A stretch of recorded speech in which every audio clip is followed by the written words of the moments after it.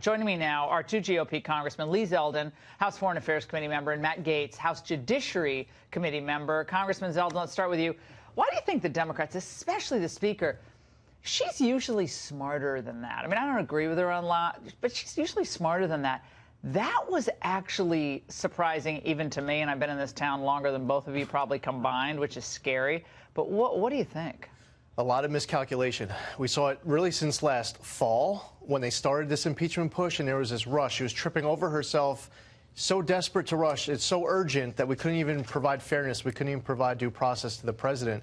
And then starting 2020, starting an election year, she's coming out of the gate with a miscalculation with regards to these articles of impeachment and waiting extra long in order to send them over. A lot of miscalculations done by her. I think it's going to really pay at the polls in November. And what she should be doing if she was smart, because she has all these Democrats in districts that Donald Trump won, she should be talking about delivering them wins to go back to their district. But instead, all those Trump voters have to be fuming at these Democrats who represent them, because they didn't send them to Washington to impeach the president. We actually have stuff to do. Let me say, we have a lot of stuff that needs to be done in this country. We have infrastructure that's crumbling. Go to any major airport, compare it to a lot of airports in Europe and Asia. It's ridiculous. And they're messing around with these ridiculous investigations. Now, Gaetz, I want to show you what the media is saying. Some in the media are not even buying what Pelosi is now saying, which tells you how desperate it is. Watch. She was clearly putting a positive spin on what a lot of Democrats have privately said was a failed strategy. I mean, she and Chuck Schumer, the minority leader in the Senate, set out to, number one, try to get a commitment from McConnell on witnesses, firsthand witnesses, to have them testify in a Senate trial.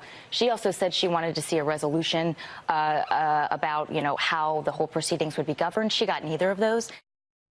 And she's, contrary to some of the reporting we'll get into later, she's not going to get either of those. So that's a Washington Post reporter. This is a failed strategy, and it's not that all roads lead back to Putin for President Trump. It's that all roads lead back to Russia for the Democrats in the absence of an agenda that actually works for the American people. Tomorrow morning, Nancy Pelosi and the Democrats will huddle in their weekly caucus meeting, and I expect it to be more tense than a family meeting at Buckingham Palace, because you've got these Democrats in Trump districts who feel like they've been walked off the cliff. They were told that this was imminent, this was urgent, this was a clear and present danger. And then even some of the more seasoned Democrats, like Adam Smith, the chairman of the Armed Services Committee, where I serve, telling Nancy Pelosi, let's get on with it. This is starting to look ridiculous. Let's transmit the articles. But it's my suspicion that that will ultimately lead to the least suspenseful trial in all of trials, because we all know that the result will be the president being exonerated because he did nothing wrong in his call with President Zelensky. Lee,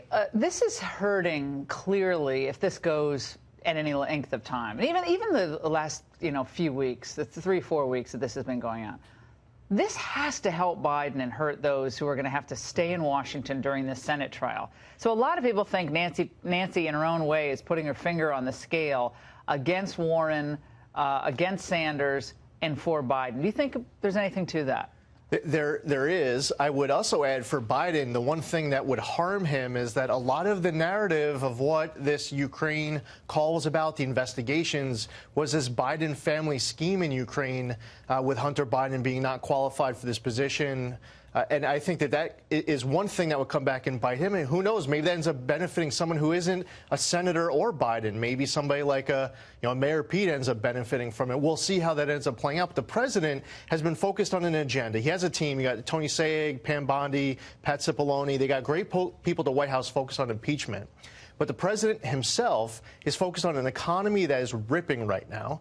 On the national security front, he takes out Qasem Soleimani, and the Democrats are so invested into hating Trump that they can't root for the Iranians, the millions of Iranians who want to pursue a new direction, and they're trying to make the president look bad and taking out Soleimani. Well, speaking of Biden, Congressman Gaetz, House Intel Chair Adam Schiff, your good buddy, says that the Bidens together are really irrelevant. Watch. Do the Bidens have any relevant testimony? And I think the answer is that they don't. There's been no factual basis for these allegations against Joe Biden. To ask the Senate, do these investigations that the president fraudulently sought to get Ukraine to conduct, would merely turn the Senate trial on its head. Now, that's something the president would love, but that's not a fair trial. That's a sham trial.